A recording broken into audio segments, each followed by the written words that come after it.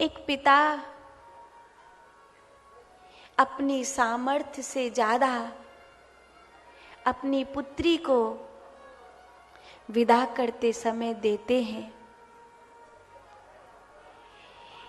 इसीलिए बार बार सभी से प्रार्थना करी जाती है कि हो सके तो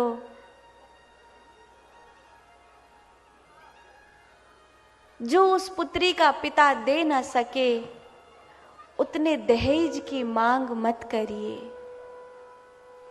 क्योंकि खून के आंसू बहाकर अगर कोई पिता अपनी पुत्री को दे भी देगा तो वो आपको छाजेगा नहीं।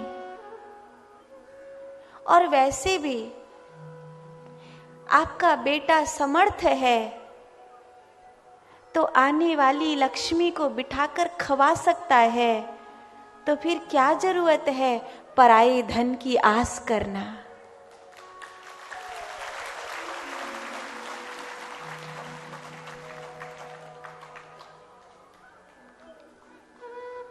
आपकी बेटी सुलक्षणा है, आपकी बेटी किसी के घर को संभालना जानती है, तो आपको किस बात की चिंता।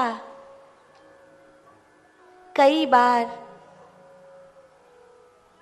लड़की बड़ी हो रही है, अब क्या करूंगा, लड़की बड़ी हो रही है, अब कैसे करेंगे। इतनी चिंता मत करो।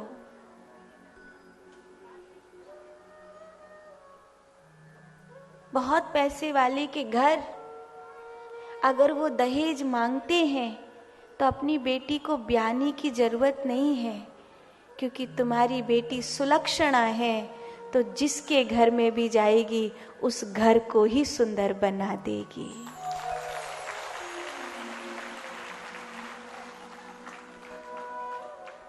ये तो शुभता की बात है।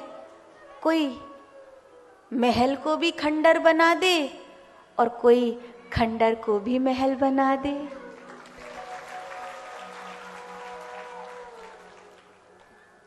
पार्वती जी के साथ मैना रानी कहती हैं, बेटी तुझे महादेव के साथ रहना है। तू जानती है ना शिव कैसे हैं? तू जानती है ना वैरागी महादेव के साथ रहना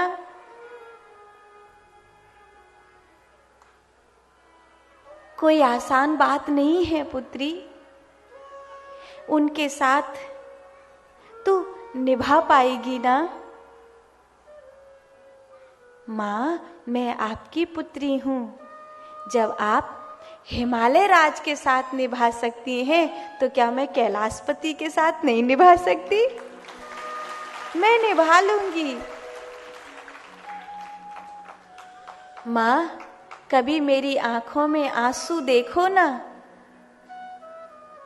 तो महादेव पर भरोसा करना, वो आंसू खुशी के ही आंसू होंगे, वो दुख के आंसू नहीं होंगे। क्या आपको शिव पर भरोसा नहीं है? तो मैना कहती है, हाँ, साक्षात विश्वास ही तो महादेव हैं। ऐसा कोई कारण नहीं है कि महादेव पर विश्वास न किया जा सके। और तब पार्वती जी महादेव के पीछे पीछे चली और सारे संसार में एक नियम की स्थापना हुई कि हमेशा पुरुष अपनी स्त्री को स्वयं की आत्मा में सम्मान दे और स्त्री हमेशा पुरुष की वामांगी बनके उसके 2 कदम पीछे चले। अब जमाना बदल गया है। अब तो पति केवल पर्सनल मनी पर्स की तरह बेचारा पीछे पीछे चलता रहे है।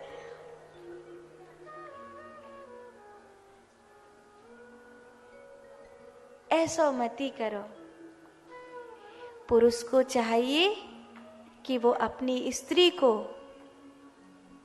अपनी आत्मा की संगनी के भांति सम्मान दे और स्त्री को चाहिए कि वो स्वयं के पुरुष को परमेश्वर की भांति सम्मान दे।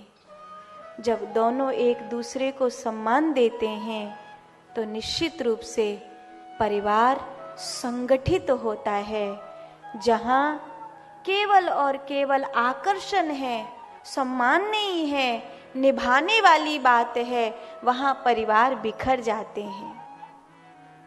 ये डायलॉग वहीं पर आते हैं, मैं तो निभाना चाहती हूँ, तुम्हारी माँ मुझको निभाती नहीं। स्पष्ट कर लो, अपनी माँ के साथ रहना है या मेरे साथ रहना है। और बेचारा पति ढोल बन जाता है। ऐसा कभी मत करना। अगर कभी परिस्थिति ऐसी बन जाए कि तुम्हारे बेटे को उसकी पत्नी अलग रह करके रहना चाहे, तो खुशी खुशी कह देना कि बेटा, हमने तुझे जन्म दिया, पाल पोस करके बड़ा किया, तेरे प्यार को तो कभी भूल नहीं पाएंगे, बाकी तू खुश रहे, इसी में हमारी खुशी है।